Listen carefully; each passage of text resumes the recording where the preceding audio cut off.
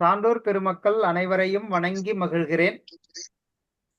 சான்றோர் பெருமக்களையும் ஆசிரிய பெருமக்களையும் மாணவ செல்வங்களையும் ஆய்வாளர் நண்பர்களையும் வருக வருக என வரவேற்பதில் பெருமகிழ்ச்சி கொள்கின்றேன். சான்றோர் பெருமக்களே, இன்றைக்கு சென்னை செந்தமிழ் மன்றமும் அனைத்திந்திய சாதனை புத்தக நிறுவனமும் இணைந்து நடத்துகின்ற சீவக சிந்தாமணியினுடைய 59வது அமர்வு தொடர்கிறது. நேற்று வரை 58 அமர்வுகள் நிறைவுற்றன. இன்று 59வது அமர்வு தொடர்கிறது. இந்த 59வது அமர்விற்கு அனைவரையும் மீண்டும் வருக வருக என வரவேற்பதில் பெருமகிழ்ச்சி கொள்கின்றோம். சான்றோர் பெருமக்களே, இந்த நிகழ்வை நமக்கு வழங்க காத்து கொண்டிருக்கும் அம்மையார் முனைவர் ஆ. சுகந்தி பத்ரபாகு அவர்கள் கடவுள் வாழ்த்தை பாடிய பின்னர் தொடங்கலாம். நன்றி. நன்றி ஐயா. மூவா முதலா உலகம் ஒரு மூன்றும் ஏத்த தாவாத இன்பம் தலையாயது தன்னின் எய்தி ஓவாது நின்ற குணத்து ஒன்னுதி செல்வன் என்ப தேவாதி தேவனவன் சிவடி சேர்துமன்றே. செம்பொன் வரைமேல் பசும்பொன் இழுத்திட்டதே போல் அம்பொன் பிதிர்வின் வாயிரத்தெட்டணிந்து வெம்பும் சுடரின் சுடரும் திருமூர்த்தி விண்ணோர் அம்பன் மேல் அடித்தாமரை சென்று வைப்பாம். அனைவருக்கும் வணக்கம் ஐயா.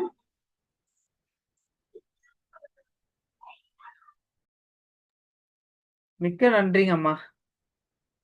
ரொம்ப அழகா நமக்கு கடவுள் வாழ்த்தோடு இன்றைய 59வது அமர்வு தொடர்கிறது. இந்த 59வது அமர்வை நமக்கு வழங்க வந்திருக்கும் அம்மையார் முனைவர்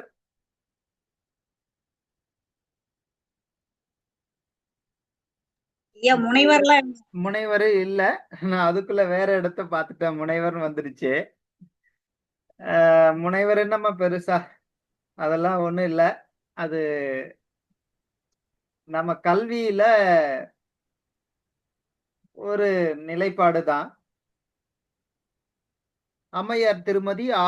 சுகந்தி பத்ரபாகு இவர்கள் நடுநிலைப்பள்ளி ஆசிரியராக பணியாற்றி ஓய்வு பெற்றவர். கோபாலபுரம், திண்டிவனம்.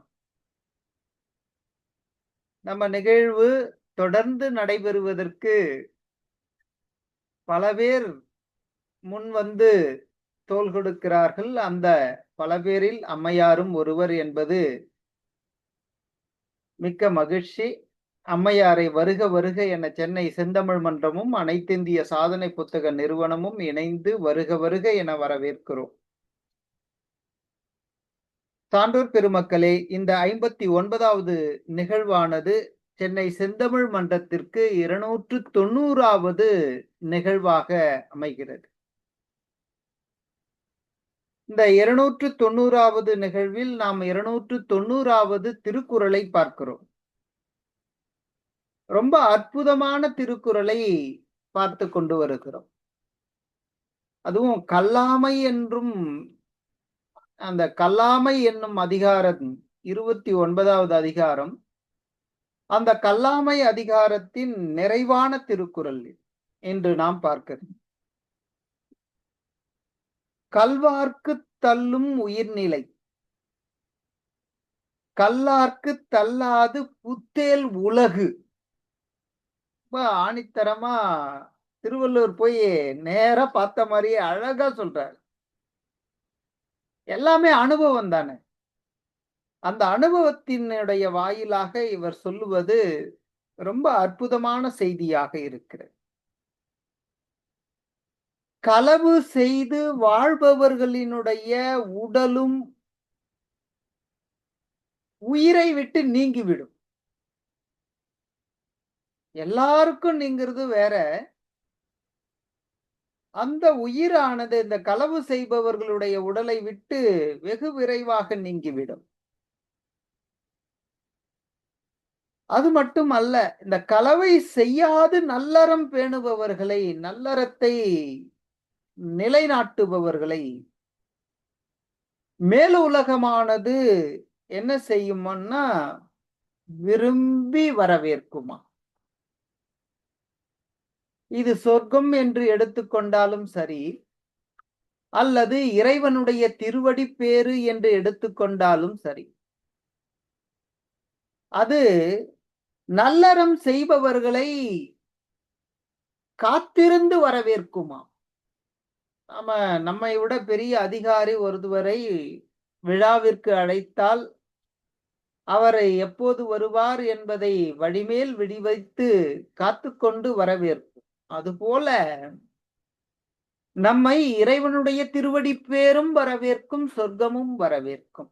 சொர்க்கம் சொல்லுவாங்க, இறைவனுடைய திருவடி பேரினுடைய படிநிலையாக அமைகிறது. நல்லவர்கள் முதலில் சொர்க்கம் புகுந்து அதுக்கப்புறம் தான் இறைவனுடைய திருவடி பேரை அடைவார்கள் அப்படின்றதெல்லாம் நமக்கு தெரிந்த செய்தி. அதனால அந்த உலகம் நல்லவர்களை வரவேற்கும், அல்லவர்களை தள்ளிவிடும். அதனால கல்வார்க்கு தள்ளும் உயிர்நிலை, அந்த உயிரு போட உன்கிட்ட இந்த உடல்ல இருக்கிறத விட நான் போய் சேர்றேன்னு போயிடுமா. கல்லார்க்கு தள்ளாது புத்தேல் உலகு, இந்த புத்தேல் உலகு வரவேற்கும் என்பதை மிக அற்புதமாக திருவள்ளுவர் சொல்லுகிறார். இந்த திருக்குறளை எல்லோரிடமும் பகிர்ந்து கொண்டதில் பெருமகிழ்ச்சி கொண்டு, சான்றோர் பெருமக்களே, இந்த அவையை அம்மையார் சுகந்தி பத்ரபாகு அம்மையாரிடம் ஒப்புவித்து இடம் சாருகிறேன். நன்றி, வணக்கம்.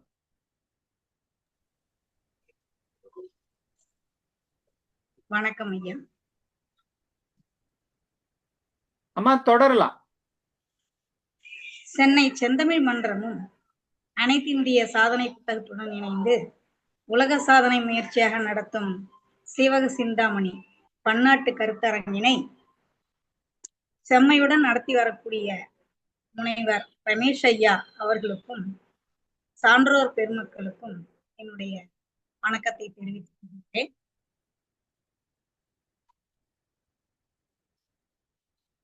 இந்த அவையிலே முனைவர் பெருமக்கள், பேராசிரியர்கள், ஆய்வாளர்கள் அனைவரும் நிறைந்திருக்கக்கூடிய இந்த அவையில் சாதாரணமாக இருக்கக்கூடிய நான் பேச விழைந்துள்ளது சற்று அச்சத்தையே தருகின்றது. குற்றம் குறைகள் இருப்பின் சுட்டிக்காட்ட தயங்க வேண்டாம். கருத்து செறிவிருப்பின் ஏற்றுக்கொள்ள வேண்டி இந்த சீவக சிந்தாமனுடைய தொடர் நிகழ்வினை நேற்றைய நிகழ்விலே 1400வது செய்யுள் வரை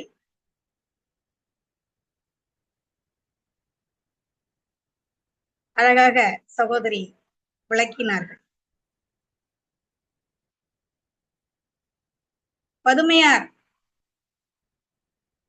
பிரிந்ததும் தோழிகள் அவர்களுக்கு எப்படி அந்த துயரை போக்குவதற்காக ஆற்றுப்படுத்துகிறார்கள் என்பதை விளக்கி அதனுடைய தொடர்ச்சியை இப்போது நாம் காணலாம்.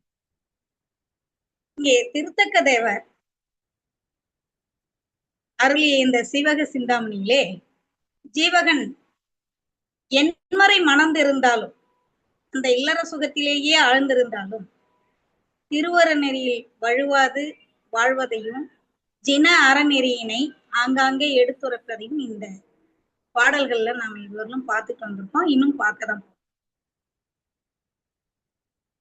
சீவகன் செல்வமும் இளமையும் யாக்கையும் இந்த இன்ப வாழ்வும் நிலையாதது அப்படின்னு அருகர் சொன்ன அந்த நெறியினை நன்கு உணர்ந்ததுடன் தம்முடைய வாழ்விலும் வாழ்ந்தும் காட்டியிருப்பார். நம்ம இந்த பகுதியில இந்த 1401வது செய்யுளிலிருந்து 1425வது செய்யுள் வரை பார்க்க இருக்கின்றோம். இந்த பகுதியிலே சிவகன் பதுமையை பிரிந்து சென்றதும் அவள் துயருற்று அரற்றி அழுது புரள்கிறாள். அதை கண்ட தோழியர் அவளை ஆற்றுப்படுத்துகின்றனர். சிவகன் பிரிந்ததை அறிந்த அவளுடைய நற்றாய் திலோத்தமை வந்து அவளும் தன்னுடைய தேறுதலை தன்னுடைய மகளுக்கு சொல்கின்றார். அவ்வாறு சொல்லும்போது நேற்றைய பகுதியில 1400வது செய்யுளிலே 1399வது செய்யுளிலேயே அந்த நற்றாயானவள் அந்த பிரிவை கேட்டு வந்து பதுமையை தேற்றும் போது பிரியறதுக்கு முன்னாடி ஜீவகன் உன்னிடம் ஏதாவது சொல்லியதுண்டோ என்று வினவுகிறார். 1400வது செய்யுளிலே தாய் கேட்ட அந்த வினாவிற்கு பதுமையானவள் அவர் போர் தொழிலுக்கும் பொருள் தேடுறதுக்கும் கொடிய காட்டு வழியில பிரிந்து போதல்ங்கிறது ஆடவருடைய தொழில், அது ஆடவருடைய கடமை. அப்படி ஆடவர் பிரிந்த பிறகு பெண்கள் இறந்து படாமல் ஆற்றி இருக்க வேண்டும் என்று சொல்லியதாக நேற்று முனைவர் முடித்திருந்தார். அதனுடைய தொடர்ச்சியை இப்போது பார்க்கலாம். 1401வது பாடல். விரைசை தாமரை மேல் விளையாடிய அரைச அன்னம் அமர்ந்துள்ளவாயினும் நிறைசை நீளம் நினைப்பில் என்றனன் வரைசை கோல மனங்கவள் மார்கி மார்பினான். அதாவது அந்த மலையை ஒத்த அழகிய மார்பையுடைய ஜீவகன் என்ன சொல்லிட்டு போயிருக்கானா, அந்த பொய்கையிலே நீலோற்ப மலர்களும் தாமரை மலர்களும் நிறைந்திருக்கின்றன. நிறைந்திருக்கக்கூடிய அந்த நீலோற்பல மலர்கள்ல அரச அன்னங்கள் அமர்வதில்லை. அரச அன்னங்கள் அந்த நீலோற்பர மலர்ல அமராம தாமரை மலர்ல மட்டும்தான் அமரும் என்று சொல்லி சென்றான் என்று சொல்கிறார். இந்த இடத்துல தேவர் அந்த அரச அன்னமாக ஜீவகனையும் தாமரை மலராக குல மகளிரையும் நீலோற்பல மலராக பரத்தையரையும் உருவகப்படுத்தி இந்த இடத்துல சொல்றார். அதாவது நீலோற்பல மலர் மேல அந்த அரச அன்னங்கள் அமராது, அதை ஒருபோதும் விரும்பாது அப்படின்னு சொன்னா நான் பிற மகளிரை விரும்ப மாட்டேன், குலமகளிரை தவிர பிற மகளிரை விரும்ப மாட்டேன் என்று ஊடகமாக சொல்லி சென்றதாக இதையும் சொல்லி சென்றான் என்று பதுமை சொல்கிறார். இதை கேட்ட திலோத்தமை சந்தோஷப்பட்டு தன்னுடைய மகளை தேற்றுகிறார். 1402 பொன்விளைத்த புனர் முளையால் சொல்ல இன்னலி குரற் கேட்ட அசுனமாம் அன்னலாய் மகிழ்வெய்து வித்தாளரோம் மின் வளைத்தன மேகலை அல்குலால். என்ன சொல்றாங்க பாருங்க. அதை கேட்ட உடனே அந்த மேகலை அணிந்த இடை உடைய திலோத்தமை மகிழ்ந்து போய் தன்னுடைய மகளையும் தேற்றி அந்த பதுமையையும் மகிழ்ச்சி அடை செய்கிறாளாம். எப்படின்னா அசுனமா போல மகிழ்ச்சி அடைந்தான்னு சொல்றாங்க. இந்த அசுனமா அப்படிங்கிறது என்னன்னு கேட்டீங்கன்னா, சங்க காலத்துல வாழ்ந்த ஒரு இசை அறிவு கொண்ட ஒரு விலங்கினம் அல்லது பறவை. இது 8 தொகை நூல்கள்ல நிறைய இடத்துல குறிப்பிடப்பட்டிருக்கிறது. அகநானூர்ல குறிப்பிடப்பட்டிருக்கிறது, கலித்தொகையில குறிப்பிடப்பட்டிருக்கிறது. இந்த விலங்கினம் பாத்தீங்கன்னா அடர்ந்த காடுகள்ல வாழ்ந்து வரக்கூடிய ஒரு விலங்கினம். இது இசையை உணர்ந்து அந்த இசைக்கு மயங்கக்கூடிய தன்மை கொண்டது. ஆனா மிகவும் பலமானதா. அதனால வேடுவர்களால இது எதிர்த்து நின்று வேட்டையாட முடியாது. அதனால அவங்க என்ன பண்ணுவாங்களாம், இந்த மயக்கக்கூடிய மனதை மயக்கக்கூடிய அழகிய இசையை இசைக்கருவிகளை கொண்டு மீட்டி அந்த இசைக்கு மயங்கி அந்த அசுனமா இசை கேட்கிற திசையை நோக்கி வருமா. அப்படி வந்த உடனே அது இசை மயக்கத்துல இருக்கும் போது காதை கிழிக்கிற அளவுக்கு சத்தமா ஒலிக்கக்கூடிய அந்த பறை போன்ற இசைக்கருவில ஒலிக்க செய்வாங்களாம். அந்த சத்தத்தை கேட்க முடியாம காது வலியால அப்படியே அது என்ன பண்ணிடுமா, மிரண்டு போய் நின்னுடும். அப்படி மிரண்டு நிக்கும் போது ஆயுதங்களால அந்த சூழ்நிலையில அந்த அசுனமா விலங்க ஆயுதங்களால தாக்கி வேட்டையாடிடுவாங்க. இதுதான் இதுல கூட நம்ம நச்சினார்க்கினியர் கூட அவருடைய உரையில நற்றிணையில 304வது பாடல்ல கூட இந்த மாதிரி சொல்லி இருக்கிறதா ஒரு இடத்த சுட்டி காட்டுறார். மணிமிடை பொன்னின் மாமை சாய என் அணிநலம் சிதைக்குமார் பசலை அதனால் அசுனம் கொள்பவர் கை போல் நன்றும் இன்பமும் துன்பமும் உடைத்தே தன் கமல் நறுந்தார் விரலோன் மார்பே என்று ஒரு பாடலை நற்றிணையில மாரோக்கத்து நப்பசலையார் என்பவர் எழுதியிருக்கிறார். இதுல என்ன சொல்றாங்கன்னா, தலைவன் பிரிஞ்சு போயிடுறான். அப்படி தலைவன் பிரிந்து போறதுனால துன்பப்படுகின்ற அந்த தலைவியானவள் தோழியிடம் சொல்கிறாளாம், அவன் என்னிடம் உறவு கொள்ளும் போது என்னுடைய மேனி அழகு கொள்கிறது, அழகு சேர்கிறது. அவன் என்னை விட்டு பிரிஞ்சா என்னுடைய உடலும் அழகு கெட்டு பசலை நிறம் பாய்ந்து விடுகிறது. அதனால் அவனுடைய மார்பானது எப்படி இருக்கானா, அசுனத்தை கொள்பவர் யாழை மீட்டி அதை மயங்கும் போது அதனை கொன்று விடுவது போல இன்பமும் துன்பமும் தருவதாக இருக்கின்றது என்று சொல்வதாக இந்த இடத்துல அந்த பாடலை சுட்டி காட்டியிருக்கின்றார் நம்முடைய நச்சினார் உரையாசிரியர் அவர்கள். 1403வது பாடல். அண்ணன்தான் அவன் தாமரை போது நீ நின்னை நீங்கி நன்னீங்கலன் காதலான் இன்னதால் அவன் கூறிற்றென சொன்னாள் மன்னனார் உயிர் மாபெரும் தேவியே.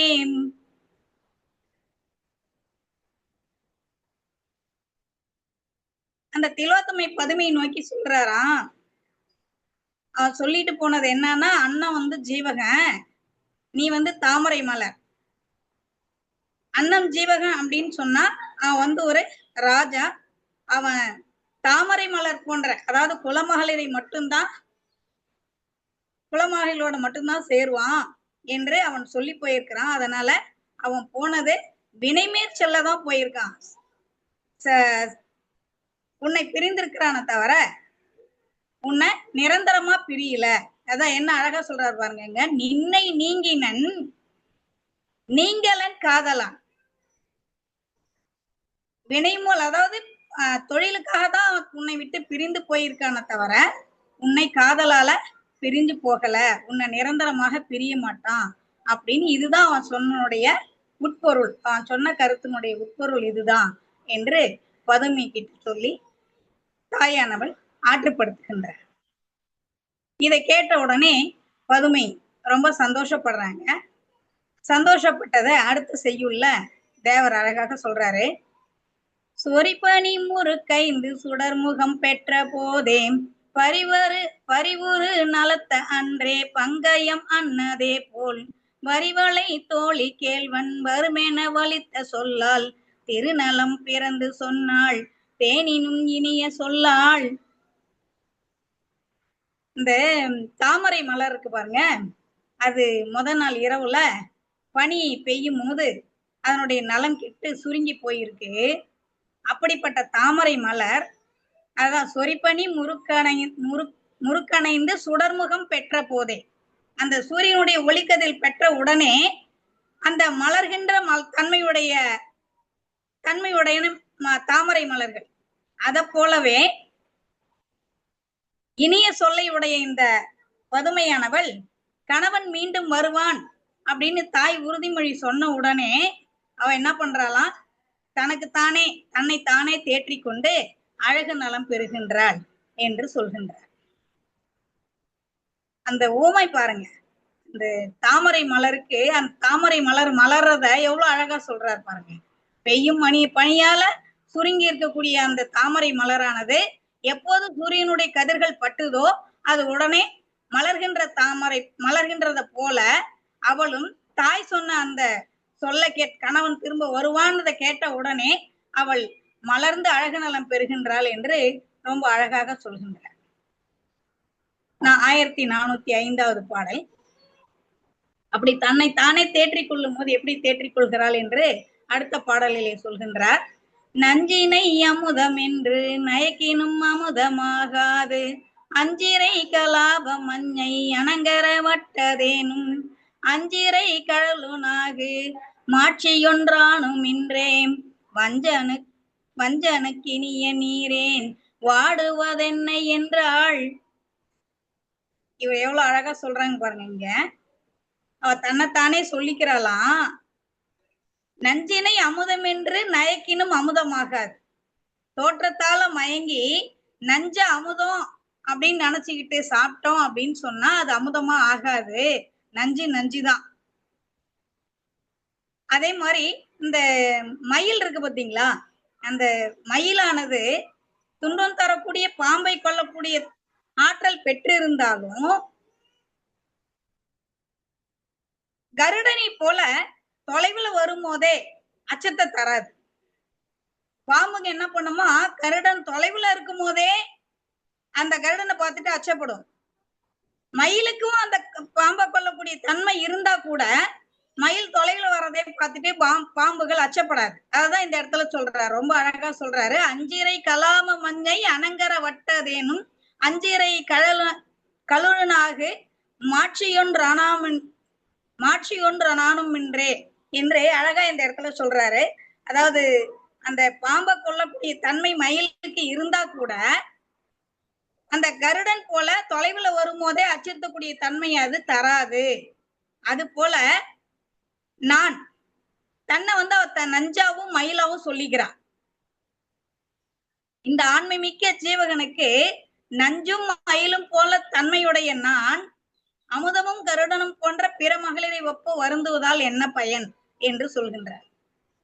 இவ தன்னை நஞ்சுக்கும் மயிலுக்கும் ஒப்பா சொல்லிக்கிறா. ஏன் தன்னை நஞ்சுக்கு ஒப்பா சொல்லிக்கிறா அப்படின்னு சொன்னா, அவன் தன்னை கூடிய பின்பு நீங்கிட்டான் இல்லைங்களா, அந்த தன்னை கூடிய பின்பு நீங்கும் தன்மையை தான் தந்ததனால தன்னை நஞ்சு என்று நஞ்சுக்கு ஒப்பிட்டுக் கொள்கின்றார். அந்த நஞ்ச போல இருந்து மயில போல உடனடியா அதான் ரொம்ப தூரத்துல இருந்தபடியே அச்சப்படுத்தாத தன்மை, தொலைவுல இருக்கும் போதே அச்சப்படுத்தாத தன்மை இருக்கு இல்லைங்களா, அதோட ஒப்பிட்டு தான் நஞ்சாகவும் மயிலும் போலும் இல்ல, ஆனா அந்த அமுதமும் நஞ்சும் போல இருக்கன தவிர அமுதனும் கருடும் போல தன்மை பிற மகளிரை போன்ற தன்மை இல்ல என்று தன்னை தானே தேற்றிக் கொள்கின்றார். தான் பிரியறதுக்கு ஜீவகன் தன்னை விட்டு பிரியறதுக்கு தான் காரணமா இருந்தா கூட பிற மகளிரை போல இல்ல என்று தன்னை தானே தேற்றிக் கொள்கின்றார். அடுத்த செய்யுள்ள இப்படி வருந்தி அவள் அந்த இரவை கழிக்கின்றாள். மறுநாள் காலை பொழுது விடுகின்றது. இங்க தேவர் பாருங்க, காலை பொழுது மலர்ந்தத கூட, பொழுது புலர்ந்தத கூட ரொம்ப அழகா சொல்றார் பாருங்க. பொய்கையுட்கமல தங்கட் புள்ளெனும் முரசம் மார்பம், வெய்யவன் கதிர்கள் என்னும் விளங்கொலி தடக்கை நீட்டி, மயிரிற் போர்வை நீக்கி மன்னக மடந்தை கோலம், பையவே பறந்து நோக்கி பனிவரை நெற்றி சேர்ந்தான். அந்த பொய்கையில இருக்கக்கூடிய தாமரை மலர் பொய்கையில இருக்கான். அந்த சூரியன் பட்ட உடனே மலர் நிலையில இருக்கு. அந்த நிலையில இருக்கும் போது வண்டுகள்லாம் எப்ப அந்த மலரும் நம்ம போய் அதுல இருந்து தேன் எடுக்கலாம்னு சொல்லிட்டு அதை சுத்தி ஆரவாரம் செஞ்சுக்கிட்டு இருக்குதான். அப்படி ஆரவாரம் செஞ்சுக்கிட்டு இருக்கிறத எப்படி வர்ணிக்கிறார் பாருங்க தேவரு. பள்ளி எழுச்சி பாடுகிறதா, அந்த வண்டுகள் ஆரவாரம் செய்யறத தாமரை மலர்கள் மலர்வதற்கு பள்ளி எழுச்சி பாடுவது போல இருந்துதான். அப்படி இருக்கும்போது சூரியன் என்ன பண்ணுதான், சூரியன் உதிக்குது. சூரியன் உதிக்கிறத எவ்வளவு அழகா சொல்றாரு பாருங்க. சூரியன் கதிர்கள் என்னும் ஒளி பொருந்திய தன்னுடைய பெரும் கைகளை நீட்டி கார் இருளாகிய போர்வை எடுத்து விட்டு பூமி தேவியினுடைய ஒப்பற்ற அழகை மெல்ல விழிகளை பரப்பி காண உதயகிரியின் உச்சியிலே வந்து சேர்ந்தான் என்று சொல்கிறார். கதிர் தன்னுடைய ஒளி கதிர்களை ஒளி பொருந்தி அந்த தன்னுடைய கதிர்களை நீட்டி கார் இருள்ங்கிற போர்வை எடுத்து அந்த பூமாதேவியினுடைய அழக பாக்குறதுக்காக தன்னுடைய கண்களை திறக்கிறான். அப்படி திறக்கிறதுக்காக பூமாதேவியினுடைய அழக தன்னுடைய கண்களால பார்ப்பதற்காக உதயகிரியின் உச்சியிலே வந்து சேர்ந்தான் என்று காலை பொழுது மலர்ந்ததுங்கிற ஒரே வார்த்தைய எவ்வளவு அழகா வர்ணிக்கிறார் பாருங்க. அதுக்கு அடுத்தது ஜீவன் இது காலை பொழுது மலர்ந்த உடனே இந்த செய்தி மன்னனுக்கும் எட்டுகின்றது. மன்னவனை வந்து ஏவலர்களை எல்லாம் அனுப்பி ஜீவகன் எங்க இருக்கான்னு சொல்லிட்டு ஒரு கனப்பொழுதுல தேடிட்டு வாங்கன்னு சொல்றாங்க. அந்த செய்தி தான் இங்க 1407வது செய்யுள்ள சொல்றாங்க. செவ்வழி யாழின் ஊரும் தீஞ்சோலாட்குற்றதெல்லாம் அவ்வழி அரசர் குய்த்தார்க்கு அரசனும் அவலம் எய்தி எவ்வழி யானும் நாடி இமைப்பினதெல்லையுள்ளே இவ்வழி தம்மின் என்றான் இவ்வுளிர் தேர்த்தானை.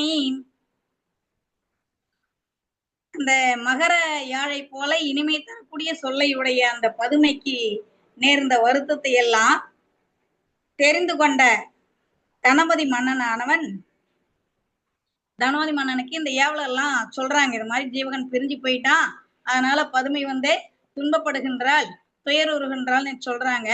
இதை கேட்ட உடனே அவர் என்ன சொல்றாராம், எல்லா வழியிலையும் சென்று தேடி ஜீவகனை ஒரு நொடு பொழுதுல அழைச்சிக்கிட்டு வாங்கன்னு சொல்றார். அதுதான் எவ்வழியானும் நாடி இமைப்பினது எல்லையுள்ளே, இமைக்கிற அந்த ஒரு நொடி பொழுதுக்குள்ள எங்க இருக்கான்னு தேடி கொண்டு வருக இந்த இடத்துக்கு அப்படின்னு சொல்லி அனுப்புறார். இப்ப அடுத்த செய்யுள்ள ஜீவகன் வந்து தன்னை வேறு உருவாக மாற்றிக்கொண்டு செல்லக்கூடியதை சொல்றாங்க. மின்னூலே பிறந்தோர் மின்னின் மேதக தன்னுளே பிறந்ததோர் வடிவு தாங்குவு முன்னினான் வடதிசை முகஞ்செய்தென்பவே பொன்னுளே பிறந்த பொன் நனைய பொற்பினான். அந்த மாசற்ற பொன் போன்ற அழகுடைய ஜீவகன் என்ன பண்றான்னா, தனக்கு பொருத்தமான, அடுத்தவங்க தன்னை தெரிஞ்சிக்காத அளவுக்கு தனக்கு பொருத்தமான ஒரு புது வடிவை தாங்கி வடதிசை நோக்கி பயணம் செய்கின்றார். இந்த முன்னாடி சொல்லும் போதே சொல்லியிருப்பாங்க, சுதஞ்சனன் வந்து ஜீவகனுக்கு 3 விதமான வரங்கள் மந்திரங்கள் கொடுக்கிறான். தன்னுடைய குரல் வந்து இனிமையான குரலால பாடக்கூடிய அந்த தன்மை ஒன்று, அதுக்கு அடுத்தது தன்னுடைய உருவை மாத்திக்க விரும்பிய உருவை எடுக்கக்கூடியதுக்கான ஒரு மந்திரம், அதுக்கப்புறம் இந்த நஞ்சுகள் பாம்பு கடி இது மற்ற பூச்சிகள்லாம் கடிச்சா ஏறக்கூடிய அந்த விஷம், அந்த விஷத்தை போக்கக்கூடிய மந்திரம், இந்த 3 மந்திரத்தையும் சுதஞ்சனன் சொல்லி கொடுத்திருக்கான். அந்த மந்திரத்தை பயன்படுத்தி தன்னை என்ன பண்றான், ஒரு புது வடிவை ஏற்படுத்தி கொள்கின்றான். அப்படி ஏற்படுத்திக்கிட்டு அவன் என்ன பண்றான், அந்த இடத்துல இருந்து வேகமா போறதுக்காக தன்னுடைய ஆடைய 2ஆ கிழிச்சு உடுத்தி கொள்றான். தன்கிட்ட இருந்த அந்த பல வகையான அணிகலன்களை எதிரில் வந்த ஒருத்தவங்களுக்கு அருளோட கொடுக்கறான். கொடுத்துட்டு வேகமா தன்னுடைய வழியில செல்ல முயன்றான்ங்கிறது தான் இந்த 1409வது செய்யுள்ள சொல்றார். வீக்கினான் பைங்கழல் நரளவென் துயில் ஆக்கினான் இரு துணி அணிந்த பல்கலன் நீக்கினான் ஒரு மகர் கருளி நீள் நெறி ஊக்கினான் உவவுரு மதியின் உண்மையான். அப்படி அவன் என்ன பண்றான், தன்னுடைய அந்த வெண்மையான ஆடைய 2 துண்டிகளா கிழிச்சு உடுத்திக்கிட்டு அணிந்துட்டு இருந்த அந்த பல வகையான அணிகலன்களை எதிரில் வந்த ஒருவனுக்கு அருளோட கொடுத்து விட்டு நீண்ட வழியில செல்ல முயல்கின்றான். வேந்தனால் விடுக்கப்பட்டார் விடலையை கண்டு சொன்னார் ஏந்தலே பெரிதும் ஒக்கும் இளமையும் வடிவும் ஈதே போந்ததும் போய கங்குள் போம்பழி கண்டதுண்டேல் யாம் தலை படுதும் ஐய அரியின் ஈங்குரைக்க என்றார். இப்ப இந்த ஏவலர் தனபதி மன்னனால அனுப்பப்பட்ட ஏவலர்கள்லாம் இந்த வழியில இந்த ஜீவகனை பாக்குறாங்க. இவர் வேற உருவுல இருக்கிறாரு, இவனை அடையாளம் தெரியல. அவன் ஜீவகிட்டையே போய் கேட்கிறாங்க, நாங்க ஒருவனை தேடி வருகிறோம். அவன் வந்து உன்னை போலதான் இருப்பான். உன்னுடைய வடிவமும் இளமையும் தான். அதாவது உன்னுடைய வடிவம் இருக்கோ அதே அளவுதான் உன்னுடைய வயசுதான் இருக்கும் அவனுக்கு. அவன் பிரிந்து சென்றதும் நேத்து இரவுதான் பிரிந்து சென்றான். நீ சென்ற வழியில, இப்ப நீ போன வழியில அவனை எங்கேயாவது பார்த்திருந்தா எங்களுக்கு சொன்னீங்கன்னா அவனை நானு அழைச்சிட்டு போய் அரசன்கிட்ட விடுத்துருவோம். ஐயனே அறிந்திருந்தால் கூறுக என்று வேண்டுகின்றார். யார்கிட்ட? ஜீவகனை பத்தி ஜீவகன் கிட்டே போய் கேட்கிறாங்க. 1411 நெய்கனிந்திருண்ட ஐம்பால் நெடுங்க நாள் காதலானை ஐயிரு திங்கள் எல்லை அகப்பட காண்பிரிப்பார் பொய்யுரை அன்று காணீர் போமினம் போகினுங்கள் மையலங்களிற்று வேந்தன் மைந்தனு குறைமின் என்றான். இப்ப அவங்க சொன்னதை கேட்ட உடனே ஜீவகன் சொல்றாரு, அந்த பதுமை கிட்ட போய் சொல்லுங்க, 10 மாதங்களாகிய அதான் சொல்றாங்க, ஐயிரு திங்கள் எல்லை அகப்பட காண்பீர். 10 மாசத்தினுடைய எல்லைக்குள்ள 1 மாசம் குறைய 9ஆம் மாசத்துல என்ன காணலான்னு போயிட்டு உங்க அரசங்கிட்டையும் சொல்லுங்க, நான் சொல்றது பொய் கிடையாது. அதாவது ஒரு நிமித்தகம் சொல்ற மாதிரி சொல்றான்.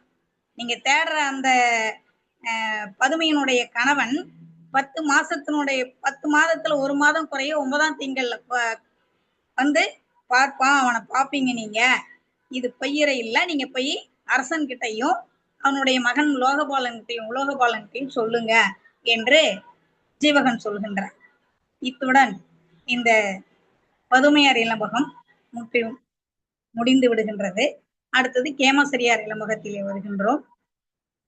இப்ப அவங்களுக்கு சொல்லிட்டு அந்த முன்னாடி சுதஞ்சனன் சொல்லியிருந்த அந்த காட்டு வழிக்குள்ளெல்லாம் போறான். அந்த போற இடத்தெல்லாம் அவர் வர்ணிக்கிறார் தேவர்.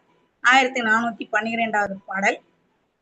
வானின் வழங்கும் வன்கை மணிசையாரம் மார்பின் தேனும் வழங்கும் பைந்தார் விசையை சிறுவன் தேங்கொள் நாணம் வழங்கும் கோதை நைய வெய்ய வாய காணம் வழங்கல் மேவி காலினேகினானே. ஜீவகன் அந்த வண்டுகள் தங்கக்கூடிய மாலையுடைய பதுமை வருத்தம் அடைய அந்த காடுகள் கொடுமை நிறைந்த காடு வந்து எப்படி இருக்கு? வெய்யவாய காணம் வழங்கல் மேவி காலின் ஏகினானே. அந்த காட்டுக்குள்ள காலாலே நடந்து செல்கின்றான். அந்த வானின் வழங்கும் வன்கை மணிசை ஆரம் மார்பின்னு சொல்றாங்க பாருங்க. அவன் எப்படிப்பட்டவனா? மேகம் போல கொடை கொடுக்கும் கையை உடையவன், முத்துக்களாலான மாலை அணிந்த மார்பினை உடையவன். அப்படிப்பட்ட விசையை சிறுவன். இந்த இடத்துல ஜீவகன் சொன்ன விசையனுடைய மகனான ஜீவகன் என்று திருத்தக்க தேவர் இந்த இடத்திலே சொல்கின்றார். அவன் என்ன பண்றான்? அந்த கொடுமை நிறைந்த காடுகள் நடந்தே செல்கின்றான் என்று சொல்கின்றான். 1413 சிலைக்குள் நான் என் தீரா திருந்து கற்பின் அவர்தம் இலைக்குள் பூந்தார் உழுத இன்ப வருத்தம் நீங்க முளைக்குள் கண்கள் கண்ணின் எழுதி முள்ளும் மைம்பன் மலைக்குள் காணும் நீ மகிழ்வோடேகுகின்றான். அப்படி போகும்போது அந்த மலைகள் இடையே இருக்கக்கூடிய ஒரு காட்டை, இந்த காட்டை தாண்டி அடுத்த பகுதிக்கு போறான். அங்கேயும் ஒரு காடு. அந்த காட்டுல போறானா அதை எப்படி சொல்றாரு பாருங்களேன். சிலைக்குள் நானின் தீரா திருந்து கற்பின் அவர்தம். வில்லிடம் உள்ள நானின் முறுக்கு அந்த வில் அழியும் வரை தீராது. இத நம்ம இப்படி கூட எடுத்துக்கலாம். வில்ல இருக்கக்கூடிய நானின் முறுக்கு அந்த வில்லு அழியும் வரலும் போகாது அப்படிங்கிறத நம்ம தேவர் வந்து இந்த இடத்துல ஒரு நம்முடைய ஜீன நெறிய சொல்றதா கூட சொல்லலாம். இந்த ஆன்மாவில் இருக்கக்கூடிய வினைகள் தீர்ற வரலும் இந்த ஆன்மாவுக்கு முக்தி கிடைக்காது. அந்த வினை தீர்ற வரலும் இதுக்கு முக்தி கிடைக்காது அப்படிங்கிற மாதிரி சொல்றதா கூட இதை நம்ம இந்த இடத்துல எடுத்துக்கலாம். ஏன்னா தேவர் பெருமான் எந்தெந்த இடத்துலலாம் வாய்ப்பு கிடைக்குதோ அங்கெல்லாம் பாத்தீங்கன்னா ஜீனா அறநெறிய நிச்சயமா எடுத்து சொல்வார். அது போல தாம் இறக்கும் வரை அழியாத அந்த திருந்திய கற்பினுடைய மகளிடம் தான் அணிந்த இலை கலந்த மலர் மாலை செய்த துன்பம் நீங்க அந்த மகளினுடைய மார்பை தன்னுடைய கண்களால் பார்த்து அணைத்துக் கொள்ளக்கூடிய அந்த ஜீவகனானவன் மலைகளிடையே இருக்கக்கூடிய அந்த காட்டை மகிழ்ச்சியோடு சென்றான். காட்டை அடைந்து முன்னாடி பார்த்தோம்ல நடந்து அந்த காட்டை கடந்து செல்கின்றான் என்று அந்த காட்டுல நடந்து போறான். அப்படி போகும்போது அந்த காட்டுல நிறைந்திருக்கக்கூடிய அந்த விலங்குகளை பத்தி அழகா வர்ணிக்கிறார். அந்த காடு எப்படி இருக்குன்னு வர்ணிக்கிறார் பாருங்க. கனிக்கொள்வா அழை காட்டுள் கருமை மெழுகி அவை போன்று இனிய வல்லா முகத்த முசுவும் குரங்கும் இரிய துணிவு தீர நோக்கி தோன்றல் செல்லும் முன்னால் மணிவன் திரை சூழ் கடலில் பழுவம் தோன்றிற்றவனே. அந்த பழங்கள் நிறைந்த வாழைக்காடு அங்க மைய பூசி வைத்தது போல கருமை நிறத்துல இருக்கக்கூடிய குரங்குகள், அது மட்டும் இல்லாம முசு எனப்படும் கருங்குரங்குகள், இதெல்லாம் ஜீவகனை பார்த்து பயந்து ஓடுதான். அவனுடைய அச்சம் நீங்குமாறு ஜீவகன் என்ன பண்றானா, அந்த குரங்குகளை அருளோட பார்த்த உடனே அதுங்க எல்லாம் என்ன பண்ணுதுங்களாம், பயத்தை நீக்கிட்டே போகுதுங்களாம். அப்படி போகும்போது அந்த வழியில வெள்ளி அலைகள் நிறைந்த கடலை போல இனிமையான ஒரு காடு ஒன்று தோன்றுகிறது. இந்த மாமுக இந்த முசு இனியவெல்லாம் முகத்த முசுவும் குரங்கும் அப்படிங்கிறத நச்சினார்க்கினியர் மாமுக முசுக்கலை அப்படின்னு முருகராற்றுப்படையில ஒரு பாடல் இருக்கிறதா எடுத்து சொல்றாரு. மைப்பட்டன்ன மாமுக முசுவினம் அப்படின்னு குறுந்தொகையிலையும் ஒரு பாடல் வந்திருக்கிறதா எடுத்து சுட்டி காட்டியிருக்கிறார்.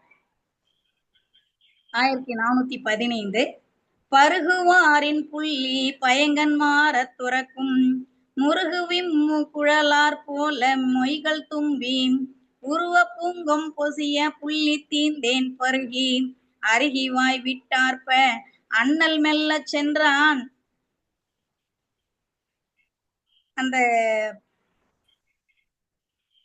கைதுல போறாராம், ஜீவகன் நடந்து போறாராம். எப்படி போறதுக்கு எப்படி வர்ணிக்கிறார் பாருங்க. வேட்கை கொண்டு நீரை பருகுவர்களை போல ஆர்வத்தோடு தழுவி பொருள் தீர்ந்தவுடனே தம்மை நாடிய ஆடவரை பிரியும் மனம் கமழும் கூந்தலை கொண்ட வேசிகளை போல ஆர்வத்தோட, அதாவது எப்படி தாகம் எடுத்தவங்க ஆர்வத்தோட தண்ணியை பருகிறாங்க இல்லைங்களா, அத போல பொருள் இருக்கும் போது தன்னை நாடிய அந்த ஆடவர்ல சுகம் கொடுத்துட்டு பொருள் தீர்ந்த உடனே அவங்க என்ன பண்ணுவாங்களா, பிரிஞ்சு போயிடுவாங்களாம். அத போல அங்க அந்த பொய்கையில வண்டுகள் மலர்கள் மேல மொய்க்கின்றதான். அப்படி அந்த வண்டுகள் மொய்க்கின்றதை இந்த இடத்துல அழகா சொல்றார்.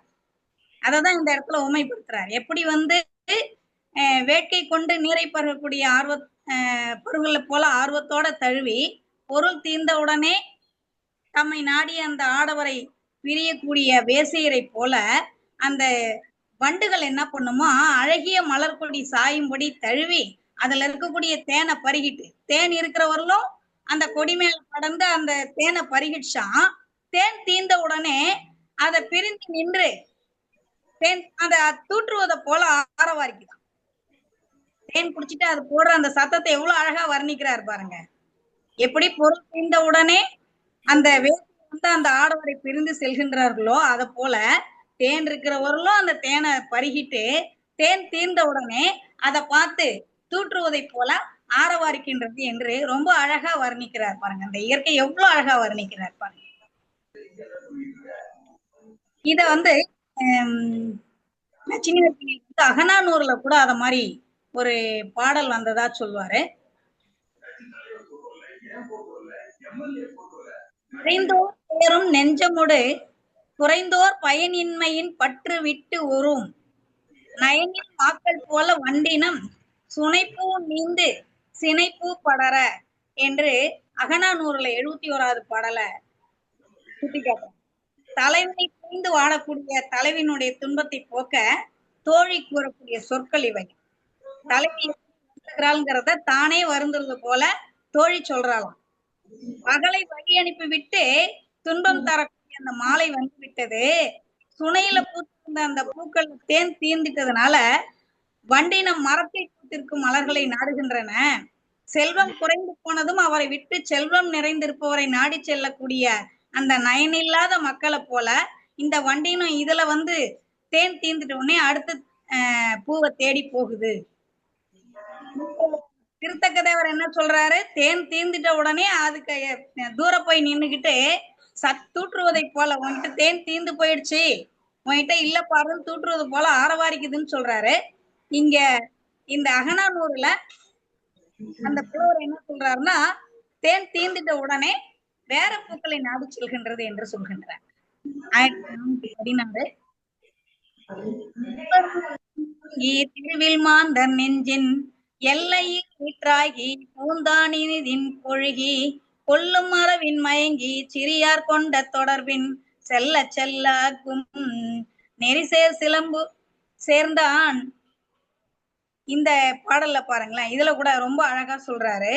அந்த ஜீவகன் வந்து காட்டை கடந்து ஒரு மலை நோக்கி போறானா, அந்த மலையினுடைய வழியானது போக போக குறுகி இருக்குதான். அந்த குறுகின வழியை எப்படி சொல்றாராம், பொருட்செல்லும் உடனுடைய உள்ளம் போல உயர்ந்து பொருளற்றனுடைய உள்ளம் போல அந்த பகல் நேரத்திலையும் இருளடைந்து காணக்கூடியதாக, கீழ்மக்களின் நட்பை போல செல்ல செல்ல குறுகும் வழியை பெற்ற மலை ஜீவகன் சென்று சேர்ந்தான். எப்படி கீழ்மக்களுடைய நட்பு வந்து போக போக குறுகுதோ அத போல அந்த வழி போக போக குறுகிட்டு இருக்கான். அப்படிப்பட்ட ஒரு மலையை சென்று அடைகின்றான், குறுகலான வழியுடைய அந்த மலையை சென்று அடைகின்றான் என்று தேவர் இங்கே வர்ணிக்கின்றார். 1418 செய்தான் இருவினையின் பயத்தை சேரும் சென்றென்றி எய்தான் அதன் பயத்தை பிறனே துய்த்தல் இயல்பென்றி கொய்தாமன் தாழ் தொசிந்த குளிர் பூம்பிண்டி கோமானே இக்தேனின் சொல் இயல்பென்றான். 1417 சுனைகள் கண்களாக சூழ்ந்த குவளை இமையா வனையலாக உருவம் நோக்கி மைந்தர் இறங்கி இணைவ போலும் வேய்ந்து அருவி இனிதின் ஆடி நனைக்குள் போது வேய்ந்து நாதன் பாடுகின்றான். அந்த மலைக்கிட்ட போன உடனே அந்த இடத்துல ஒரு பொய்கை இருக்கான். அந்த பொய்கையில இந்த சுனை, மலைகளால சூழப்பட்ட ஒரு சுனை, அந்த சுனையில குவளை மலர்கள் நிறைய இருக்கான். அதெல்லாம் ஜீவகனை விழித்து பார்க்கிறது போல இருக்கான். அது எப்படி இருக்கான்னா, ஓவியத்துல எழுத முடியாத உருவத்தை கண்டு இறங்கி அழுவன போல தோன்றக்கூடிய அந்த அருவியில ஜீவகன் இறங்கி குளிச்சுட்டு அங்க இருக்கக்கூடிய அந்த மலர்களை எடுத்துட்டு வந்து அந்த இடத்துல இருந்த அருக பகவானுடைய திருவடியில சூட்டிட்டு இறைவனை போற்றி பாடத் தொடங்கினான். என்ன பாடுறான் பாருங்க. செய்தான் இருவினையின் பயத்தை சேரும் சென்றென்றேன் எய்தான் அதன் பயத்தை பிறனே துய்த்தல் இயல்பென்றேன் கொய்தாமன் தாழ் தொசிந்த குளிர் பூம்பிண்டி கோமானே இக்தேனின் சொல் இயல்பென்றால் அடியேன் நின்னை தொழுதேனே என்று சொல்கின்ற. இந்த இடத்துல என்ன சொல்றாருன்னா, அந்த குளிர்ந்த மலர்பிண்டியின் நிழல்ல இருக்கக்கூடிய இறைவனே, அருகப்பெருமானே, இந்த அசோக மரத்தின் கீழ் அமர்ந்திருக்கக்கூடிய அருகப்பெருமானே, இருவினையும் செய்த ஒருவன் அந்த வினைகளினுடைய பயனை சென்று அனுபவிப்பான் என்று கூறுகின்றாய். இருவினைனா இங்க நல்வினை தீவினை என்று சொல்லக்கூடிய இருவினையையும் செய்த ஒருவனே சென்று அனுபவிப்பான். யார் செய்கிறானோ அவனே அதனுடைய பயனை அனுபவிப்பான், வினையினுடைய பயனை அனுபவிப்பான் என்று சொன்ன நீங்களே இருவினை பயனை செய்தவனே அனுபவிக்க மாட்டான், மற்றொருவன் அனுபவித்தல் இயற்கை என்றாய். அந்த பயனை செய்தவன் தான் அனுபவிப்பான் முதல்ல சொன்னீங்க, அடுத்தது அவனே அனுபவிக்க மாட்டான், மற்றொருவன் அனுபவிக்கிறது இயல்பு என்று சொல்கின்றீர்கள். இப்படி மாறுபட்ட பொருளை சொன்ன அதனுடைய பொருள் அஞ்சி நான் உங்களை துதித்து வணங்குகின்றேன் என்று சொல்கின்றார். இந்த இடத்துல பாத்தீங்கன்னா, நல்வினை தீவினை ரெண்டையும் செய்த ஒருவன், அந்த ஒருவன் யார் செய்யறதுன்னா ஆன்மா. ஆன்மாதான் நல்வினையும் செய்து தீவினையும் செய்யுது. அந்த இரண்டையும் செய்துட்டு அதுக்கான பலனை அனுபவிக்கிறது அது ஆன்மாவே தான். அதான் செய்த ஒருவனே அனுபவிப்பான் என்று சொல்கிறேன். யார் எந்த தீவனையும் நல்வனை யார் ஒருத்தன் செய்யறானோ அவனே அனுபவிப்பான் என்று சொல்லிட்டு, அவன் மட்டும் இல்ல மற்றொருவனும் அனுபவிப்பான், அதுதான் இயல்புன்னு சொல்லியிருக்கார் அப்படின்னு சொல்றார். அததான் சொல்றார். இப்படி இயல்பு என்றால் அடிய நஞ்சி உன்னை தொழுதேன் என்று சொல்றார். அப்ப என்னன்னு கேட்டீங்கன்னா, அதே ஆன்மா அந்த வினையினுடைய பயனை வேறு கதியில சென்று அனுபவிக்குங்கிறது தான் இயல்பு என்று ஜின்ன நெறியில சொல்றாரு. இப்ப இதுல கூட உங்களுக்கு நம்ம ஜீவ பின்னாடி வரும். ஜீவகன் தன்னுடைய முற்பிறவி வரலாற்றை சாரண பரமேஸ்வரி கிட்ட கேட்டப்ப சாரண பரமேஸ்வரி சொல்றார், முற்பிறவியில நீ பவனமாதேவன்கிற ஒரு அரசனுக்கு அசோதரனா பிறந்திருந்த, நீ உன்னுடைய மனைவியரோட சேர்ந்து நீர் விளையாட்டு விளையாடிக்கிட்டு இருந்த போது உன்னுடைய மனைவியர் அந்த அந்த பொய்கையில இருந்த அன்னப்பறவைகள்லாம் தாமரை மலர் மேல ஏறி விளையாடிக்கிட்டு இருக்குங்களா. அன்னப்பறவைகள் தன்னுடைய கூட்டத்தோட அன்ன குஞ்சுங்களோட சேர்ந்து விளையாடிக்கிட்டு இருக்கு. நீங்க எல்லாம் அந்த பொய்கையில இறங்கி விளையாடும் போது பயந்து போய் அன்னப்பறவை எல்லாம் பறந்து போயிடுச்சு. ஆனா அந்த அன்ன குஞ்சுகள் பறக்க முடியாம போய் அந்த தாமரை மலர்ல போய் பதுங்கிக்குது.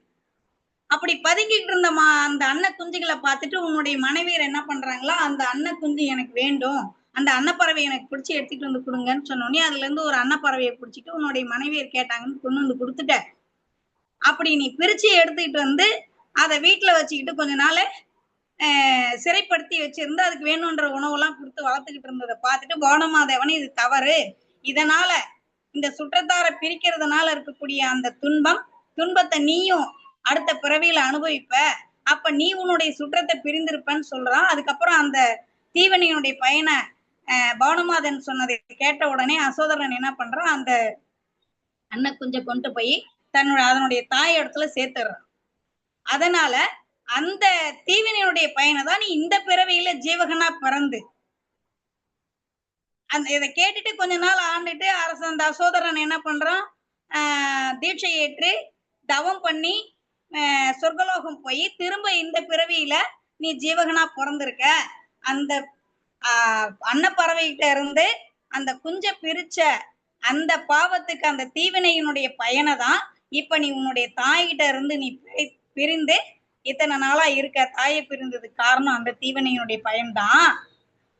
கொஞ்ச நாள் சிறைப்பட்டு இருந்தா இல்லைங்களா, கட்டியங்காரனோட கொண்டு போய் சிறையில வச்சிருந்தானா, அதுக்கு காரணமும் நீ அந்த பறவையை கொண்டு போய் சிறைப்படுத்தி வச்சிருந்த இல்லையா, அதனுடைய பலன் தீவினை பயனை தான் இப்ப நீ அனுபவிச்சேன்னு சொல்லிட்டு அந்த சாரண பரமேஸ்வரி சொல்லுவார்.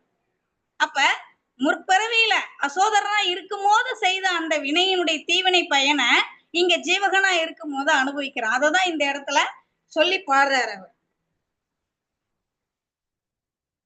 அந்த தீவினையினுடைய செய்த வினையினுடைய பயனை செய்த ஒருவன் அந்த வினையின் பயனை சென்று அனுபவிப்பான் என்று கூறிய தாங்களே அதனை மற்றொருவன் அனுபவித்தல் இயற்கை என்றாய் என்று சொல்லும் போது முற்பிறவில செய்த பயனை அதனுடைய தீவனையோ நல்வினையோ அதனுடைய பயனை அடுத்த பிறவியில அதே ஜீவன் சென்று அனுபவிக்குங்கிறது தான் இந்த இடத்துல சொன்ன உங்களை நான் துதிக்கின்றேன் என்று சொல்லி பாடுகின்றான். அடுத்த 1419வது செய்யுள். உண்டே உண்டே தனது இயல்பின் உணரும் காலை உயிர் என்றேன், உண்டாய உயிரே பிரிதின் இல்லை என உரைத்தேன், வண்டார்த்து நாற்காதம் வண்ண மாலை சுமந்தொசிந்து கொண்டேந்து பூமிண்டி கோமான் நின்னை தொழுதேனே. இங்க இந்த பாடல்ல என்ன சொல்றாருன்னா, உயிர் தன்னுடைய இயல்பால தனது இயல்பால் உணர்ந்தால் உண்டு என்றும் அந்த உயிரே மற்றொரு இயல்பினால் இல்லை என்று உரைத்தாய். இவ்வாறு ஒரு பொருளிலேயே உண்டும் இல்லையும் என்று கூறிய உம்மை வணங்குகின்றேன் என்று அழகாக சொல்கின்றார். இங்க இந்த உண்டும் இல்லையும் அப்படிங்கிறது பாத்தீங்கன்னா அநேகாந்தவாதம் சொல். இது சமண நெறியில இருக்கக்கூடிய ஒரு உயர்ந்த ஒரு நெறி, சமண தத்துவத்துல மட்டுமே காணப்படக்கூடிய நெறி. ஒரு பொருளினுடைய தன்மையை இயல்பை தோற்றுவிக்கக்கூடிய உண்மை இன்மை போன்ற ஒன்றை ஒன்று விளக்காது முரண்படக்கூடிய இரண்டு சக்திகளை விளக்கிறது அல்லது நிறுவுவது அநேகாந்தவாதம். அநேகம் அப்படின்னு சொன்னா ஒன்றுக்கு மேற்பட்ட என்று பொருள். அந்த என்றால்னா வஸ்து தர்மம். வஸ்து தர்மம்னா பொருளினுடைய இயல்பு, உண்மை பொருளினுடைய இயல்பு. வாதம்னு சொன்னா அதை எடுத்து சொல்றது, அதை எடுத்து உரைக்கிறது அல்லது நிறுவுவது அப்படிங்கிறது. அதான் அநேகாந்த வாதம். ஒரு பொருளையே, ஒரே பொருள்ல இருக்கக்கூடிய ஒன்றுக்கு மேற்பட்ட குணங்களை ஒரே சொல்லால எடுத்து விவரிக்க இயலாத நிலையில ஒரு பார்வையில் என்ற நிலையில் விவரிக்க முயல்வது சியாத்வாதமாகும். சியாத் என்றால் ஒரு பார்வையில் அப்படின்னு அர்த்தம். ஒரு பார்வையில் அல்லது ஒரு கோணத்தில். அதாவது வஸ்து தர்மத்தை வர்ணிக்க வார்த்தைகளுக்கு பலம் கிடையாது, சொல்லால வர்ணிக்க முடியாது. அந்த வஸ்து தர்மத்தை சொல்லால வர்ணிக்க முடியாது அப்படிங்கிறது தான் அநேகாந்தவாதத்தினுடைய அடிப்படை. இப்ப இது உதாரணமா பாத்தீங்கன்னா, இனிப்பு இருக்குன்னு வச்சுக்கோங்களேன். அந்த இனிப்பை நம்ம உணரதான் முடியுமே தவிர வார்த்தையால உணர வைக்க முடியாது. இனிப்பு இப்படித்தான் இருக்கும்னு சொல்லிட்டு நம்ம அனுபவிச்சுதான் உணர முடியும். அந்த வார்த்தையால இப்படி இருக்கும்னு சொல்ல முடியாது இல்லைங்களா? அப்படி சொல்லாலையும் அந்த இனிப்பை உணர வைக்கிறதுக்கு சமணமானது முயல்கிறது. அதுக்குதான் சியாத்வாத அடிப்படையில சப்தபங்கி நயம் அப்படிங்கிறது மூலமா அது விளக்க முற்படுகிறது. இப்ப வாழைப்பழம் இருக்கு, மாம்பழம் இருக்கு, பலாப்பழம் இருக்கு. இந்த மூணுமே இனிப்பு தான். மூணுத்தினுடைய இனிப்பும் ஒரே மாதிரி இருக்குமா அப்படின்னு கேட்டா இல்ல. மூன்றினுடைய இனிப்பும் வேற வேற வேறுபட்டுதான் இருக்கும். வாழைப்பழத்திலயும் இனிப்பு உண்டு, மாம்பழத்திலயும் இனிப்பு உண்டு, பலாப்பழத்திலயும் இனிப்பு உண்டு. ஆனா வாழைப்பழத்துல இருக்கிற இனிப்பு மாம்பழத்துல இல்ல. இதை எப்படி சொல்ல முடியும்? உணரதான் முடியும். வாழைப்பழம் எப்படி இருக்குன்னு கேட்டா இனிப்பா இருக்கும், மாம்பழம் எப்படி இருக்குன்னு கேட்டா இனிப்பா இருக்கும்னு சொல்லுவோம். ஆனா வாழைப்பழத்தோட இனிப்பு எப்படி இருக்கும் அப்படிங்கறத உணரதான் முடியும். மாம்பழத்தினுடைய இனிப்புக்கும் வாழைப்பழத்தினுடைய இனிப்புக்கும் இருக்கக்கூடிய அந்த வேறுபாட்டை சொல்லால சொல்ல முடியாது. அததான் இந்த இடத்துல இந்த அநேகாந்தவாதத்தின் மூலமா, சியாத்வாதம் மூலமா நிரூபிக்க முற்படுகிறார். அதே மாதிரி இந்த வாழைப்பழத்தை எடுத்துக்கோங்களேன். இப்ப பொருள்ல வாழைப்பழம், மாம்பழம் எடுத்துக்கிட்டோம். வேற வேற பொருள்ல வாழைப்பழத்துல இருக்கக்கூடிய இனிப்பு மாம்பழத்துல இல்லைன்னு பார்த்தோம். திண்டுக்கல்ல கிடைக்கக்கூடிய சிறுமலை பழமும் வாழைப்பழம் தான். ஈரோட்ல கிடைக்கக்கூடிய ரஸ்தாளி பழமும் வாழைப்பழம் தான். ஆனா அந்த சிறுமலை பழத்துல இருக்கக்கூடிய இனிப்பு ரஸ்தாளியில இருக்குமா அப்படின்னா இல்ல. அதே மாதிரி இப்ப நேத்து வாங்கிட்டு வரோம் ஒரு வாழைப்பழம், நேத்து அதனுடைய இனிப்பு ஒரு மாதிரி இருந்திருக்கும். அதே வாழைப்பழத்துக்கு இன்றைய இனிப்பு வேற மாதிரி இருந்திருக்கும். கொஞ்சம் வித்தியாசப்படும். அந்த வேறுபாட்டை காலத்தால நேற்று வாங்கின வாழைப்பழத்தோட இனிப்புக்கும் இப்ப இன்று அதனுடைய இனிப்புக்கும் சற்று வேறுபாடு இருக்கு. அதே மாதிரி பழுத்த வாழைப்பழத்துக்கும் சற்று காயா இருக்கக்கூடிய வாழைப்பழத்துக்கும் பாத்தீங்கன்னா இனிப்பு வேறுபடும். இத மாதிரி ஒரே பொருள்ல இருக்கக்கூடிய அந்த இனிப்பு கூட பொருள், இடம், காலம், இயல்பு என்ற 4 வித பார்வையில பார்க்கும்போது வேறுபடுவதை பார்க்கின்றோம். பழம் என்னமோ வாழைப்பழம் தான். அதுல இருக்கக்கூடிய இனிப்பு பொருளாலையும் இடத்தாலையும் காலத்தாலையும் இயல்பாலையும் வேறுபட்டிருப்பதை சொல்லால நம்மால வர்ணிக்க முடியல இல்லைங்களா? அப்படி அந்த சொல்லால வர்ணிக்க முற்படக்கூடிய முயற்சியை தான் ஜைன சித்தாந்தம் சியாத்வாதம் என்று அழைக்கின்றது. ஒரு பொருளினுடைய உண்மைத்தன்மைய முழுமையா உணர்றதுக்கு 7 வித நய அடிப்படையில எடுத்துரைக்கின்றது. அந்த 7 வித நய அடிப்படையில் எடுத்துரைக்கக்கூடிய அந்த முறைக்கு சப்தபங்கி நயம் என்று பெயர். இந்த சப்தபங்கி மன்னா ஒரு பொருளை முழுமையா அறியணும் அப்படின்னு சொன்னா 7 விதமா பிரிச்சு அறியறது. அந்த 7 என்னன்னு பாத்தீங்கன்னா உண்டு, இல்லை, உண்டு இல்லை, உரைக்கொணாமை, உண்டு உரைக்கொணாமை, இல்லை உரைக்கொணாமை, உண்டு இல்லை உரைக்கொணாமை என்று 7 நயம். இந்த 7 நயங்கள்ல பொருளினுடைய உண்மை இயல்பை எடுத்து உரைக்க இயலும். இந்த 7 நயத்திலையும் பாத்தீங்கன்னா ஒரு பார்வையில தான் சியாத் என்று சொல்லும் போது பாத்தீங்கன்னா சியாத் உண்டு, ஒரு பார்வையில உண்டு, ஒரு பார்வையில இல்ல, ஒரு பார்வையில உண்டு இல்ல, ஒரு பார்வையில உரைக்கொணாமை, ஒரு பார்வையில உண்டு இல்லை உண்டு உரைக்கொணாமை, ஒரு பார்வையில உண்டு இல்லை உரைக்கொணாமைன்னு சொல்லிட்டு சியாத்வாத அடிப்படையில அதை சொல்றது. இந்த 7 நயத்துல பிரிக்கும், சப்தபங்கி நயத்துல பிரிக்கும் போதே ஒரு கோணத்துல பார்த்து அதையும் விரிவா சொல்றத சியாத்வாத நய அடிப்படையில சொல்றது அப்படின்னு சொல்லுவாங்க. இததான் மேருமந்திர புராணத்துல வாமன முனிவர் மிக அழகா சொல்வார். உண்மை நல்லின்மை உண்மை, இன்மையும் உரைக்கொணாமை, உண்மை நல்லின்மை உண்மை, இன்மையோடு உரைக்கொணாமை நன்னிய மூன்றுமாக நயபங்கம் ஏழும் ஒன்றில் கண்ணூரின் அந்நயங்கள் கடாவீற்றின் நயங்கள் வேந்தே என்று சொல்கிறார். வேந்தனே, இருப்பு இருப்பின்மை, அந்த இருப்பு இருப்பின்மை இந்த உண்டு இல்லைன்னு சொல்றாங்களா, அதான் இருப்பு இருப்பின்மை. இருப்பு இருப்பின்மை உரைக்கொணாமை, இருப்பு உரைக்கொணாமை, இருப்பின்மை உரைக்கொணாமை, இருப்பு இருப்பின்மை உரைக்கொணாமை ஆகிய இந்த சப்தபங்கி எனப்படக்கூடிய ஏழையும் ஒரு பொருளிடத்தை பொருத்தி பார்த்தல் நன்மை. அப்படி பொருத்தி பார்க்காம தனித்தனியா கருதினா, அதாவது உண்டு மட்டும்தான் இல்லை மட்டும்தான் அப்படின்னு நம்ம கருதினோம் அப்படின்னு சொன்னா அது தீநயம் என்று எடுத்து சொல்கின்றார். இன்னொன்னு என்ன சொல்றார் பாருங்க, அடுத்த செய்யுள்ள உண்டென பட்டதற்கே இல்லையாம் உருவம் இன்றே, உண்டென பட்ட ஒன்றே யாம் இந்த உலகம் எல்லாம், உண்டென பட்டதற்கே இல்லையாமார் என்றெண்ணில் வண்டுனும் கோதையாவாள் மகளிலா உருவம் அன்றோ. நிலையானது எனப்பட்டதுக்கு நிலையற்ற தன்மை, நிலையா இருக்கு ஒரு பொருள், நிலை இருக்கு ஒண்ணு, ஒரு பொருள் உண்டுனா இல்லங்கிறது ஒண்ணு இல்லாம போயிடுச்சுன்னு வச்சுக்கோங்களேன், இந்த உலகம் முழுவதும் நிலையான அந்த பொருள் தான் இருக்க முடியும். நிலையானதுன்னு சொல்லப்பட்டதற்கு நிலையற்ற தன்மை இல்லாம போயிடுச்சு அப்படின்னு சொன்னா இந்த உலகம் முழுசும் நிலையான அந்த பொருள் தான் இருக்க முடியும். அப்போ உண்டு என்ற பொருளுக்கு இல்லை என்ற தன்மை எவ்வாறு அமையும் அப்படின்னு சொன்னா, மனைவி அவளுடைய கணவனுக்கு மகளா ஆக முடியாது இல்லைங்களா. கணவனுக்கு மனைவியா இருக்கிற அதே பெண் மகளுக்கு தாயாக முடியும் இல்லைங்களா. ஒரு பெண்ணானவள் தன்னுடைய கணவனுக்கு மனைவி, தன்னுடைய மகளுக்கு தாய். இதுதான் இந்த இடத்துல இந்த மனைவி என்பது உண்டு எனவும் மகள் என்பது இல்லை எனவும் ஆகி ஒரு பொருளுக்கே அஸ்தி நாஸ்தி என்ற இரண்டும் பொருந்தும். உண்டு இல்லை, ஒரே பொருளையே உண்டு இல்லை என்னும் இந்த இரண்டும் பொருந்தும் என்று சொல்கின்றார். அத்தியாம் கும்பம் என்றால் உலகெல்லாம் அடையவாமோ வைத்த தன்னிடத்ததாமோ மற்ற அந்த கும்பம் என்றால் வைத்த தன்னிடத்ததென்னின் மற்றெங்கும் இல்லாமையாலே நத்தியும் உடைத்தன்றாகில் உலகனர் கும்பமாமே என்கிறார். அதாவது ஒரு குடமானது நிலையானதுன்னு வச்சுக்கோங்களேன், அது எல்லா இடத்துலயும் நிறைஞ்சிருக்கும்.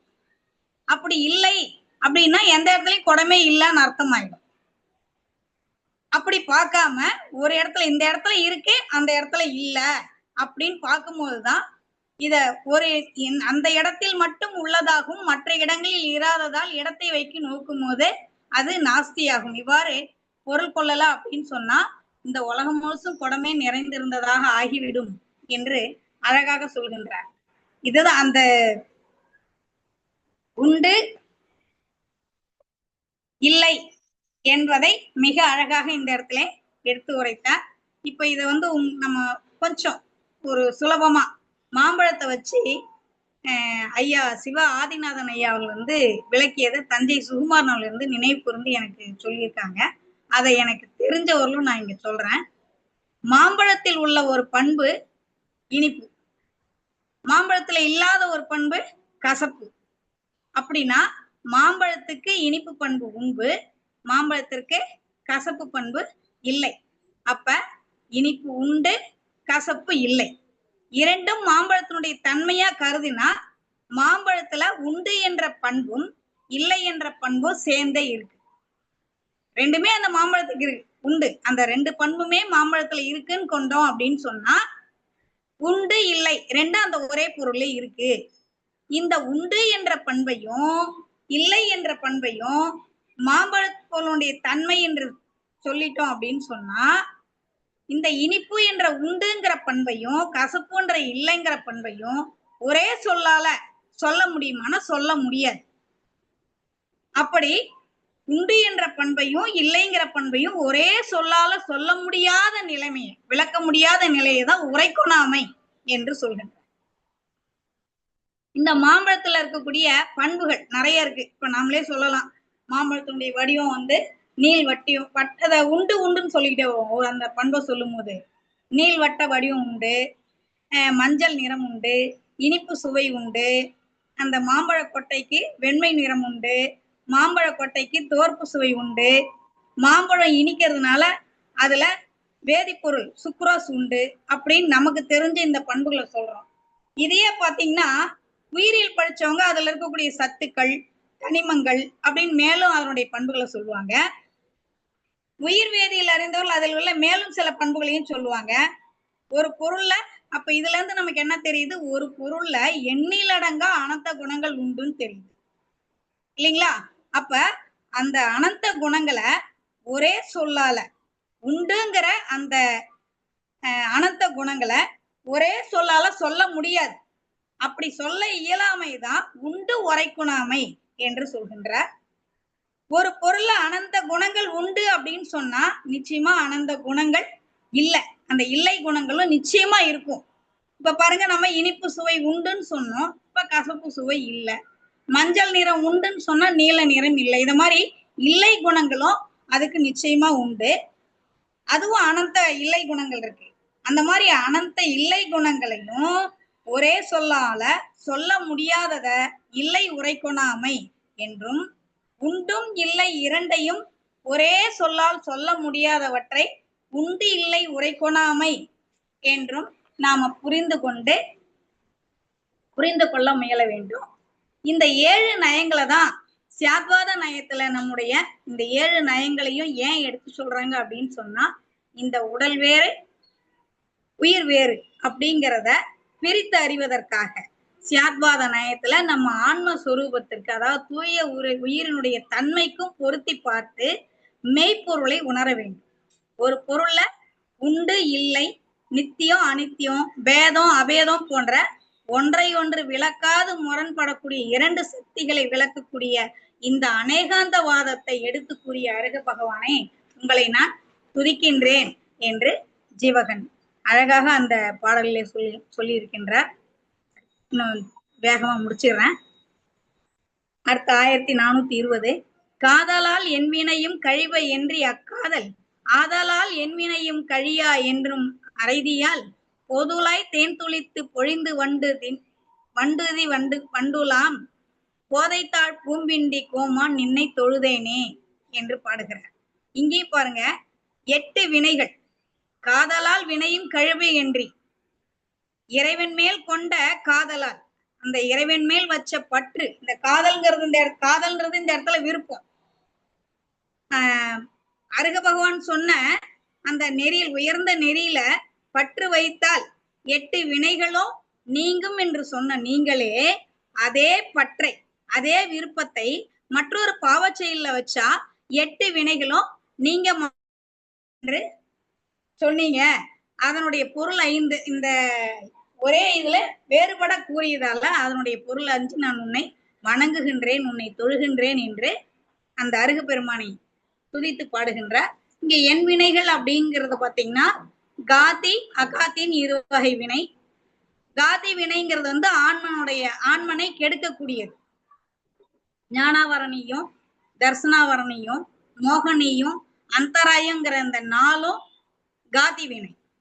அகாதி வினை என்பது வேதனையும் ஆயுள் நாமம் கோத்திரம் என்று சொல்லக்கூடிய 4 வினைகள் அகாதி வினைகள். இந்த 4 8 வினைகள். இந்த 8 வினைகள் நம்ம பாவச்செயல் செய்யும் போது, பாவச்செயல் மேல பற்று வச்சிட்டோம்னு சொன்னா இந்த 8 வினைகளும் நாம் எங்களை விட்டு நீங்காது என்று சொல்கின்றீர். இவ்வாறு வேறுபட கூறியதால அந்த பொருளினுடைய வேறுபாடு அஞ்சி நான் உன்னை தொழுகின்றேன் என்று அருகு பெருமானை துதித்து விட்டு வளம் செய்து விட்டு அடுத்து முனிவர் வாழக்கூடிய சித்திரக்கூடம் நோக்கி செல்கின்றார். இனிதின் இங்கனம் ஏத்தி வளம் கொண்டு முனிவர் சித்திரக்கூடம் முனாதென தனிதின் ஏகுபு தாபதர் வாழ்வதோர் பனிக்கொள் பூம்பெழிற் பள்ளி கண்டானரோ. அப்படி ஜீவகன் இறைவனை இனிதா வாழ்த்திட்டு வளம் செய்து விட்டு முனிவர் வாழக்கூடிய அந்த சித்திரக்கூடம் முன்னே இருக்குன்னு சொல்லிட்டு சுதஞ்சனம் சொல்லி இருக்காங்க இல்லைங்களா, அதை காண விரும்பி அந்த மலர் பொழில இருக்கக்கூடிய அந்த பள்ளியை காண்கின்றார். புல்லும் மல்லியும் போகுயிர் நீள்கழை நெல்லும் நீர் விளை கேழலும் தோரையும் அல்ல தீம்பழம் காய் கிழங்காதியா நல்லவே நுகர்வார் பள்ளி நன்னினான். அந்த புல்லரிசி, அள்ளிக்காயில இருக்கக்கூடிய அரிசி, மூங்கில் அரிசி, குளத்து நெல்லு, தோரைங்கிற நெல்லு இதை மட்டுமே சாப்பிடக்கூடியவங்க, அதாவது ஊன் உண்ண மாட்டாங்க. ஊன் உண்ணாம இந்த மாதிரி அரிசிகளையும் இனிய பழம், காய், கிழங்கு முதல இதெல்லாம் நல்ல உணவுப் பொருளையே சாப்பிடக்கூடிய அந்த முனிவர்கள் வாழக்கூடிய அந்த பள்ளியை ஜீவகன் சென்று அடைகின்றான். அரிய கொள்கையராரழல் ஐந்திடை மருவி வீடு விளக்குறு மாட்சியர் விரிய வேதம் விளம்பிய நாவினர் தெருவில் தீத்தொழிற் சிந்தையின் மேயினார். அங்க இருக்கக்கூடிய அந்த பள்ளியில இருக்கக்கூடிய முனிவர்கள் எப்படிப்பட்டவர்கள்லாம் அரிய கோட்பாடுகளை கொண்டு வரான். எப்படின்னா, அந்த பஞ்சாக்னிக்கு நடுவுல இருந்து தவம் செய்து முக்தி அடையலாம் என்று தவறான கொள்கை உடைய முனிவர்கள் அங்க இருக்கிறாங்க. அவங்க அந்த நான்கு வேதங்களை பயின்றவர்கள்,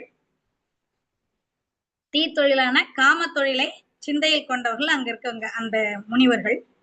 அவங்க என்ன பண்றாங்க, அடுத்தது வள்ளியின் அமுதம் வரை வாழையின் தெல்லு தீங்கனியும் சில தந்த பின் வெள்ள மாரியனாய் விருந்தார்கென உள்ள மாட்சியினார்வம் தோம்பி விருந்து ஓம்பினார். அதாவது மாட்சியினார் வந்து ஓம்பினார் என்று சொல்கின்றார். அந்த முனிவர்கள் என்ன பண்றாங்களா, ஜீவகன் அந்த இதுக்குள்ள வந்த உடனே தங்க கிட்ட இருந்த அந்த சுவை மிகுந்த உணவையும் கிழங்கையும் இனிய பழத்தையும் சில தந்து நீரையும் கொடுத்து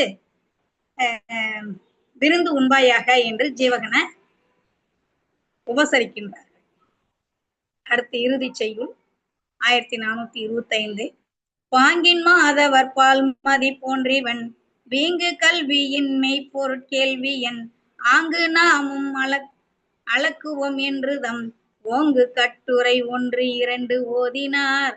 அந்த முனிவர்கள் ஜீவகனை உபசரித்த பிறகு இந்த ஜீவகன் முழு நிலாவை போல எல்லா கலைகளையும் கற்று அறிந்த நிறைந்த கல்வியை உடையவன் போலும், இவங்கிட்ட உண்மை பொருளை அவன் கேட்டறிஞ்சவன், நல்லா தெரிஞ்சுக்கிட்டு இருக்கான், அவன்கிட்ட நம்முடைய நாம் பின்பற்றி வரக்கூடிய நம்முடைய கொள்கைகள்லாம் பத்தி சிலதை எடுத்து உரைப்போம் அப்படின்னு சொல்லிட்டு தாங்கள் பின்பற்றி வரக்கூடிய அந்த தவத்தை பத்தி எடுத்து அந்த ஜீவன்கிட்ட சொல்லி 1, 2 எடுத்து உரைக்கின்றார்களாம். இத்துடன் எனக்கு கொடுக்கப்பட்ட பகுதி முடிவடைகின்றது. சற்று அதிகமான நேரத்தை எடுத்துக்கொண்டதற்காக மன்னிக்கவும். இந்த வாய்ப்பளித்த உங்கள் அனைவருக்கும் மிக்க நன்றி. குற்றம் குறைகள் இருக்கும் பொறுத்தரும். நன்றிங்கம்மா. ரொம்ப அற்புதமா தங்களுடைய விளக்கம் புதிய வகையில எங்களுக்கு, மற்றவர்களுக்கெல்லாம் தெரிந்தவர்களுக்கு எப்படியோ தெரியாது, அறியாத என்னை போன்றவர்களுக்கு புதிய விளக்கம், ரொம்ப அற்புதமான கொள்கைகள் எல்லாம் சொல்லி விளக்கி இருக்கிறீங்க. மிக்க நன்றிங்கம்மா. நன்றிங்க. சக்கரவர்த்தி தேவகுமார் ஐயா பேசணுன்றாரு.